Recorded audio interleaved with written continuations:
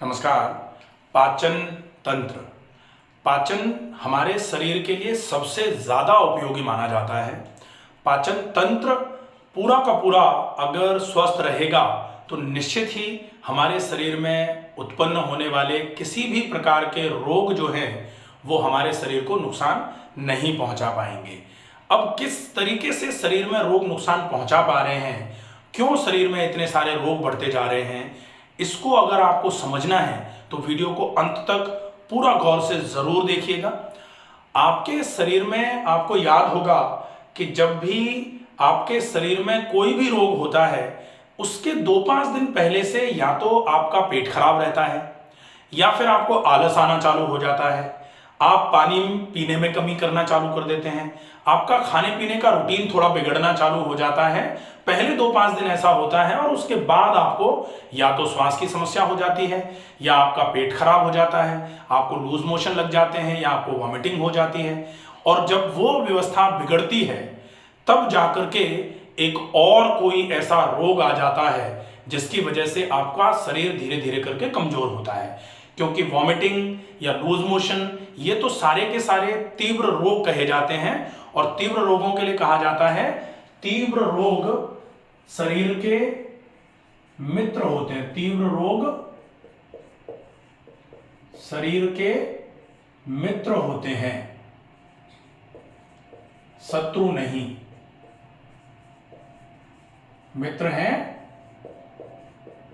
शत्रु नहीं। और अगर ये शरीर के मित्र हैं, शत्रु नहीं हैं, तो फिर हम इनको इतनी जल्दी क्यों शरीर में से भगाने की कोशिश करते हैं। जैसे जैसे ही वॉमिटिंग हुई हम डॉक्टर के पास भागे और भागते ही ऑनलाइन सैट्रॉन दे दिया गया, इंजेक्शन और दे दिया कि तुरंत ही उल्टी रुक जाए, या जैसे ही लूज मोशन लगे तुरंत ही हमको लोमोटिल दे दिया गया कि भाई तुरंत ही चौक हो जाए मोशन।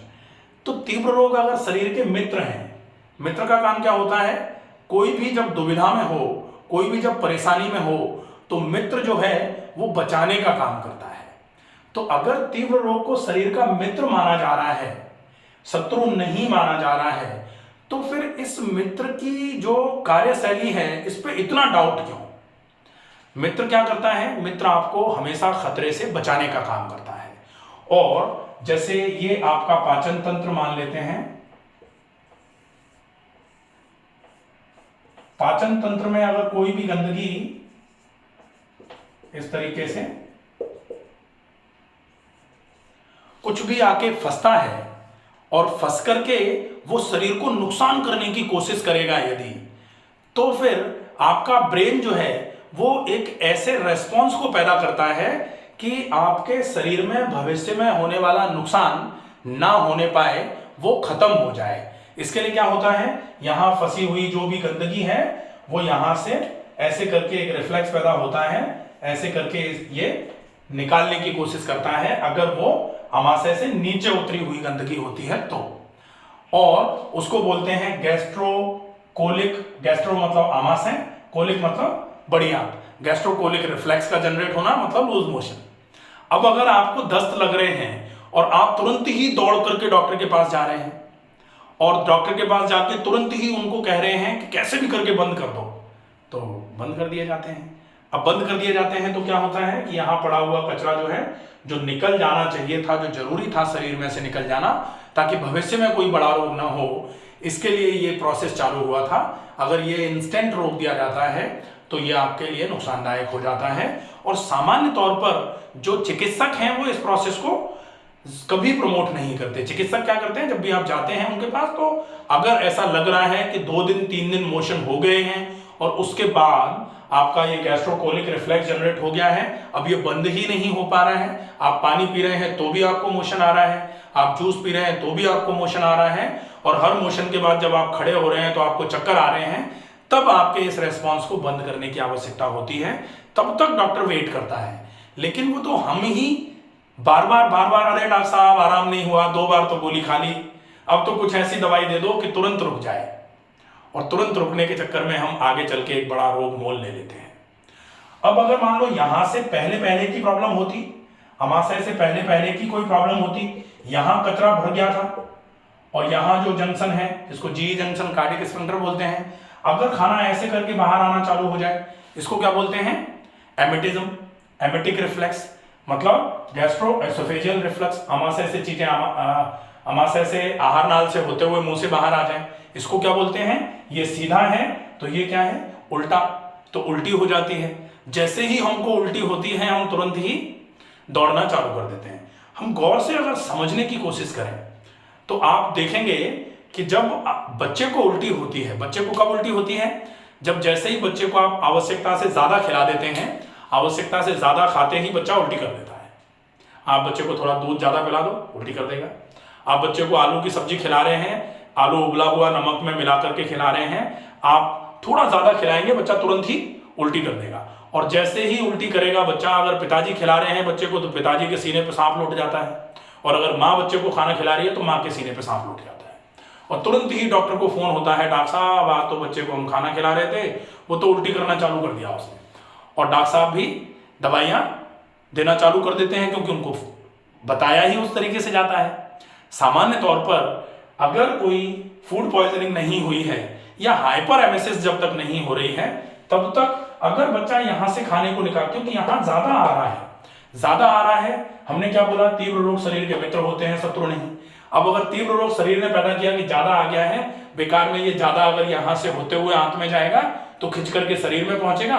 और नेचुरोपैथी में तो मानते ही हैं अति सर्वत्र वर्जयते होता है। अति का तो अगर आप बादाम का हलवा भी खा लेंगे उससे जो ऊर्जा ज्यादा मिलेगी, अगर आप काम में उस ऊर्जा को खर्च नहीं कर पा रहे हैं तो ऊर्जा आपके लिए रोग कारक बन जाएगी, नुकसानदायक बन जाएगी।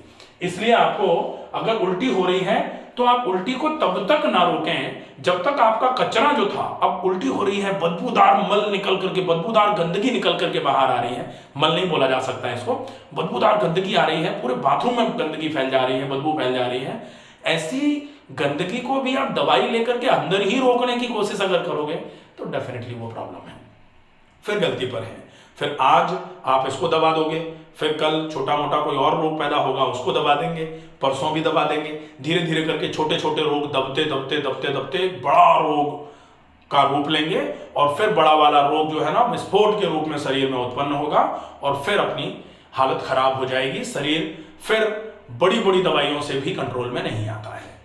इसलिए बहुत आवश्यक है कि आप इस चीज का हमेशा ध्यान रखें कि तीव्र रोग शरीर के मित्र होते हैं, शत्रु नहीं।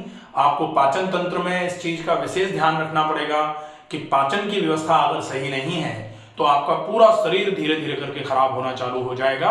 और पाचन की व्यवस्था अगर आपने सही कर ली तो आप ये मान लीजिए कि ये वॉमिटिंग होना, लूज मोशन होना, अगर आप केवल 4 चीजों को प्रॉपर फॉलो करते रहेंगे तो आपको कभी इन सारी बीमारियों का सामना नहीं करना पड़ेगा।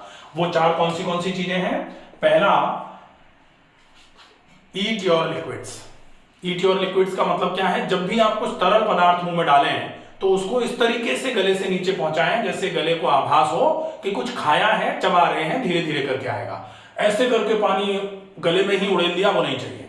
तो ईट योर लिक्विड्स, इसको आपको हमेशा ध्यान में रखना चाहिए। दूसरा, drink your solids. Drink your solids का क्या मतलब है कि जो भी आप सॉलिड मुंह में डाल रहे हैं, जो ठोस पदार्थ आप मुंह में डाल रहे हैं, उस ठोस पदार्थ को आप इतना ज्यादा चबा करके खाइए कि वो जब गले से नीचे उतरे तो ऐसा लगे कि आपने कुछ पिया हुआ है। जबकि हम क्या करते हैं, हम ऐसे ठूसते हैं, हमारा तो बस नहीं चलता, नहीं मुंह में कौर भर के हम बेलन से ठूसते हैं उसको अंदर। ये तो परेशानी है। ऐसे करके अगर खाना खाएंगे तो पाचन तंत्र कभी स्वस्थ नहीं रहेगा, फिर आप हमेशा ऐसी वाली बीमारियों से परेशान रहेंगे। ऊपर से आएगा तो उल्टी और नीचे से अगर आएगा तो दस्त, बनी ही रहेगी समस्या। तीसरा होता है, आप भोजन क्यों करते हैं? क्योंकि आपको काम करने की आवश्यकता थी। अब आप काम जो है कर नहीं रहे, बिल्कुल ढेले भर का भी, और फिर भोजन चाहिए अपने को, वो 56 प्रकार का भोग, तो फिर वो नहीं चलेगा। क्या जरूरी है? अगर आप काम ज्यादा करते हैं तो थोड़ा ज्यादा भोजन ले सकते हैं। अगर आप काम का मतलब शारीरिक श्रम से है, काम का मतलब ऐसा नहीं कि कंप्यूटर पे 8 घंटे की जगह अगर 16 घंटे काम करेंगे तो फिर रोज आलू के पराठे खाने के योग्य हो जाते हैं, वैसा नहीं है। हाँ, तो आप अगर भोजन अच्छा लेना चाहते हैं तो आपको व्यायाम, एक्सरसाइजेस जरूर करनी चाहिए। और चौथा है ब्रीदिंग एक्सरसाइज। ब्रीदिंग एक्सरसाइज में आप कोशिश करिए कैसे भी करके सवेरे शाम 2 बार लंबी गहरी सांस भरना और भरी गई सांस को धीरे धीरे छोड़ना कर लें। अगर आप ये कर लेते हैं तो ये आपके लिए बहुत उपयोगी सिद्ध होगा। आपका ये पाचन तंत्र पूरे तरीके से दुरुस्त रहेगा, मजबूत रहेगा। और पाचन तंत्र अगर मजबूत रहेगा तो मान लीजिए कि आपके सारे तंत्र मजबूत रहेंगे, और सारे तंत्र अगर मजबूत रहे, एक दूसरे के साथ मिलकर के काम करते रहे, तो फिर आपकी इम्यूनिटी सही रहेगी। और आप इम्यूनिटी के बारे में तो जानते ही हैं कि अगर इम्यूनिटी आपकी सही रहेगी तो आप हर प्रकार की, किसी भी प्रकार की बीमारी से बचे रहेंगे। आपको ये 4 चीजें फॉलो करनी है: eat your liquids, drink your solids, exercises and breathing exercises. अगर आप ये करते हैं तो बहुत अच्छा रहेगा। आशा है ये वीडियो आपको पसंद आया होगा। अगर आपको लगे कि ये जानकारी आपको अपनों तक पहुंचानी चाहिए, उनका भी इससे भला होगा, तो ज़्यादा से ज़्यादा वीडियो को शेयर करिए।